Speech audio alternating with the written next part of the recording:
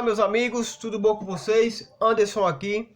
Gente, é o seguinte, realmente eu estive ausente do canal, né, esses últimos dias, devido à correria, ao trabalho.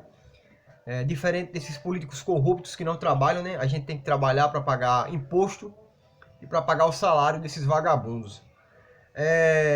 Eu tive ausente esses últimos dias do canal, não pude estar muito presente, esses últimos eventos importantíssimos, né, como o primeiro turno das eleições, enfim, aconteceu muita coisa. Obviamente que eu não vou ter como abordar tudo o que aconteceu e que vem acontecendo, né? Eu vou de forma gradativa aqui, falando e comentando os acontecimentos, né? Mas eu gostaria de falar das últimas eleições agora, né? Que rolou no dia 2 de outubro. Para governador, para deputado, enfim. Mas eu vou focar aqui principalmente nos governadores e para presidente, né? Você já sabe aqui o meu posicionamento, meu ponto de vista acerca das eleições da presidência da república, enfim.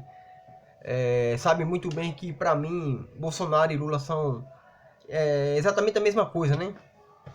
Independente de quem vai ganhar nesse segundo turno, eu acredito que o Brasil já perdeu, né? Tanto de um lado como do outro, são dois canalhas, dois caras, um que roubou bilhões, trilhões, né? De um lado, um cara que roubou um dos maiores roubos da história do mundo, né? Foi orquestrado por Lula. De outro lado, um cara que traiu absolutamente tudo aquilo que prometeu, um cara que vendeu o país pro centrão, enfim, tudo aquilo que eu venho falando aqui, a gente até cansa de repetir as mesmas palavras. Mas são fatos. Então, independente de quem ganhe, o Brasil ele já perdeu. O Brasil verdadeiramente ele já está perdido. É só a gente torcer, né, para que a gente possa fazer algum tipo de oposição a qualquer um do governo que venha assumir, né, assumir o governo no ano que vem, assumir a presidência. Então a gente tem que fazer oposição a esses dois canalhas e, de fato, tentar, né, abrir a mente das pessoas para que as pessoas possam largar a idolatria. Então, basicamente, o que a gente viu nessas últimas eleições é uma coisa muito importante, né? Aconteceram muitas coisas, como eu já falei anteriormente, mas uma coisa que a gente viu muito forte é que a velha política ela voltou, de fato, nessas últimas eleições. Aquele cara que roubou milhões, roubou bilhões, aquele cara que a gente sabe que foi comprovado que é ladrão, que roubou, né? Que estava afastado, que em 2018... Gente, se em 2018 o PT estava sepultado, estava morto, estava praticamente anulado, né? A partir de 2019, Bolsonaro ele ressuscitou o PT. Então, se o PT nas últimas eleições estava morto, nessa ele veio com tudo, né? Nessas eleições, muitos políticos, não só do PT, mas políticos corruptos de outros partidos também, enfim, a velha política, ela, de fato, ela ressuscitou. Ela novamente tomou o seu lugar na política, infelizmente, né? E a nova política, como a gente dizia assim, algumas pessoas que realmente estavam tentando fazer a diferença, né? Algumas pessoas que vinham com novidade de política e tal, esses aí foram sepultados, foram atropelados, porque de fato o que reinou foi a velha política, né? Alguns políticos que de fato têm essa ideia de nova política, alguns políticos que têm essa visão de apoiar nem Lula nem Bolsonaro, que é realmente a oposição, né, a esses dois. De fato, alguns desses foram atropelados, né? A não ser alguns poucos, como o Kim Kataguiri, né, o deputado federal de São Paulo, e outros, né, outros poucos que conseguiram se reeleger e permanecer nessa luta, né? Como eu sempre falo aqui, nunca fui fã de político, nunca vou ser, né? Pra mim, o político tem que fazer aquilo que ele é pago pra fazer, e é muito bem pago pra isso. Então eu não sou fã, não idolatro político. Pra mim, cara, se o cara fez um bom trabalho, ele não fez mais do que a obrigação. E se ele não fez um bom trabalho, ele tem que ser substituído, ponto final. Mas é bem verdade que o Kim Kataguiri ele fez um trabalho extraordinário, né? Eu não sou do MBL, eu não adoto um posicionamento 100% com deles. Mas enfim, a gente tem que reconhecer que de fato o cara fez um bom trabalho, né? No último mandato, o cara abriu mão de diversos privilégios, enfim. Então a gente tem que reconhecer que de fato ele tem uma visão de nova política, sim. Mas caras como ele, né? E alguns outros, de fato foram atropelados, foram aniquilados ali. Não digo ele, né? Porque ele conseguiu se reeleger, mas outros foram aniquilados. E de fato a velha política voltou, né, a tomar posse do cenário político brasileiro. É só você olhar os resultados, cara. Eu não tô falando aqui abobrinha, é só você olhar os resultados. Cerca de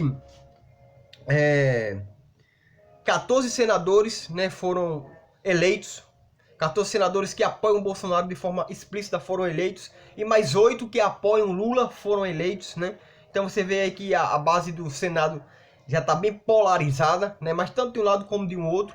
Então você vê que são pessoas que da velha política, são pessoas que já teve algum tipo de corrupção envolvendo seu nome. Enfim, a gente vê a polarização, né, da política brasileira, e a gente vê que de fato tanto um lado como o outro estão bem polarizados e estão bem estruturados, né? Você vê que muitos governadores petistas ganharam, né, voltaram ao poder. O PT, que estava em 2018 quase morto, voltou ao poder, né, com muitos governadores, assim como governadores também bolsonaristas conseguiram ser eleitos, outros conseguiram se reeleger e outros estão ali no segundo turno. Então, a gente vê a polarização no cenário político brasileiro através do estado mais rico do Brasil. Então, você olhando para São Paulo, você vê o que de fato essa polarização refletiu, né, dentro do cenário político brasileiro. Você olha para a cidade de São Paulo, né, o estado de São Paulo, melhor dizendo, você olha claramente, cara, e você vê a polarização, né? Você vê que foram para o segundo turno ali o Haddad, né, junto com o governador bolsonarista, que é o Tarcísio, né, o Tarcísio de Freitas, que é o governador que apoia Bolsonaro de forma explícita. Então, você vê que a polarização da presidência e do maior estado do Brasil, né, falando aqui da parte financeira, estão polarizados, né? Você vê que é como se Lula e Bolsonaro estivessem também disputando o governo de São Paulo, porque o Fernando Haddad, que a gente sabe que de forma explícita apoia Lula, e o Tarcísio de Freitas, que apoia o Bolsonaro. Então você vê a divisão, né? A polarização. Então, infelizmente, galera, é um fato. Uma verdade dizer que a velha política voltou ao Brasil, de fato, né? Algo que em 2018 estava sepultado, que esse canalha que está na presidência teve a oportunidade de desvincular o Brasil desses carcarás, né? Desses urubus, desses caras que vinham nos sugando, né? Ele teve a oportunidade, quando ele foi eleito em 2018, tinha uma boa base, né? Na Câmara dos Deputados, uma boa base no Senado, e ele simplesmente entregou, né, a bandeja novamente para esses bandidos nos roubarem diariamente. Então é lamentável, é triste. A única coisa que eu tenho a dizer é que as pessoas possam abrir a visão, possam abrir a mente e tirar a idolatria e passar a enxergar a verdade, não enxergar aquilo que a gente quer enxergar. Porque muitas das vezes a gente quer enxergar a nossa verdade, a gente quer enxergar aquilo que a gente quer, mas se a gente analisar os dados, se a gente analisar a verdade nua e crua, a gente vai ver que de fato a gente pode estar sendo idolatrado. Pode estar sendo um idólatra, pode estar idolatrando, pode estar sendo um gado, tanto de um como de outro. Então é importante a gente abrir nossa mente, né? Só você olhar para a ciência, tudo que a ciência comprova como verdade, como fato, ela leva para laboratório, analisa, faz testes, para que depois ela possa, de fato, comprovar que aquilo é verdade. Então, que assim seja na política. Analise, veja os dados, veja a verdade, pesquise. Hoje a gente tem muitas fontes de pesquisa, então pesquise e veja a verdade antes de idolatrar. É só você fazer um Google rápido e botar lá, ó, lista de traições de Bolsonaro, que você vai ver o tanto de pauta que o cara traiu, né? Fora os esquemas de rachadinha, né? Fora a interferência de Bolsonaro na Polícia Federal, né? Que o próprio Moro reconheceu e depois voltou atrás agora recentemente, né? A fim de ganhar votos, e ganhou voto, foi eleito senador também do Paraná. Enfim, se vendeu, se acovardou, né? Por conta de cargo, por conta de até um certo medo de que Lula chegue lá e possa investigar, ele possa ser preso. Uma coisa é certa, né? Uma coisa é fato. Se Lula ganhar em 2023, as investigações acerca do esquema de rachadinha vai sim ser apurada e Bolsonaro vai rodar. Por isso que o desespero dele é grande, porque ele sabe que se Lula ganhar as eleições, Lula salo e ele vai ser preso. Não que Lula seja inocente também, não que Lula merecesse sequer estar disputando, porque foi condenado em todas as instâncias possíveis, né? Foi condenado com provas infalíveis, provas que se você for pesquisar você vai ver que de fato são provas contundentes. É um condenado e está condenando a nação a ser estrupada mais uma vez, como foi da última vez.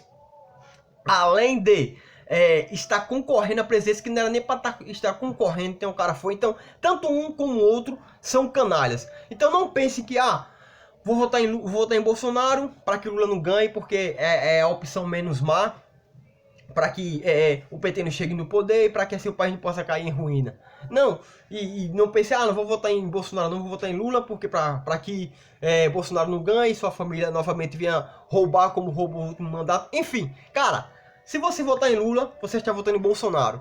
Se você votar em Bolsonaro, você está votando em Lula. Então, eles se retroalimentam. Então, cara, não tem... É só você colocar na sua cabeça, nós já estamos perdidos. O que nos resta agora é fazer oposição. Ponto final. Não há o que argumentar, né? Não há o que questionar, não há mais o que disputar, não há disputa, né? É o verdadeiro teatro das tesouras. Um alimenta o outro, não tem como. E, embora você veja essa rivalidade, você veja essas brigas, mas um alimenta o outro, né? Por trás das câmeras, esses caras são tudo canalhas da mesma forma, né? Todos se cumprimentam, tudo de fato. Eu não falo de se cumprimentar porque isso é humano, isso aí, né? Posso ter, eu me equivoquei em falar isso, isso é tranquilo, né? Você pode cumprimentar, não é porque o pessoal pensa diferente que você tem que ser inimigo. Não, longe disso, jamais, né? Você tem que amar todos. Porém, esses caras, eles são extremamente falsos e mentirosos, porque eles demonstram uma coisa na frente das câmeras e por trás é exatamente o contrário daquilo que ele mostrou. Então, cara, é tirar a idolatria, é tirar a cegueira, né? É abrir os olhos para que de fato você possa enxergar a verdade. Porque quem paga os impostos desses canalhas somos nós. Somos nós que pegamos ônibus lotado, somos nós que pagamos impostos, né? É você que, quanto mais dinheiro você leva para o supermercado, mês a mês, você traz menos produtos, né? Menos alimento. Então é só você abrir a mente a respeito disso, enxergar isso, que a idolatria não leva a lugar nenhum. E quem paga o preço sou eu e é você. É dinheiro nosso, né, que alimenta esse sistema corrupto brasileiro. Então, pessoal, compartilha esse vídeo, tá bom? Me dá uma força aí, compartilha para que a gente possa crescer junto. Para que a minha revolta possa ser a sua revolta, para que eu possa ser porta-voz, né, daquilo que você quer falar e não, muitas das vezes não tem oportunidade. Então, meu povo, compartilha esse vídeo, curta esse vídeo, mostra um amigo bolsonarista, um amigo petista, enfim. Vamos fazer que esse vídeo possa circular e possa chegar a mais pessoas, tá bom? Um forte abraço e Deus abençoe a todos.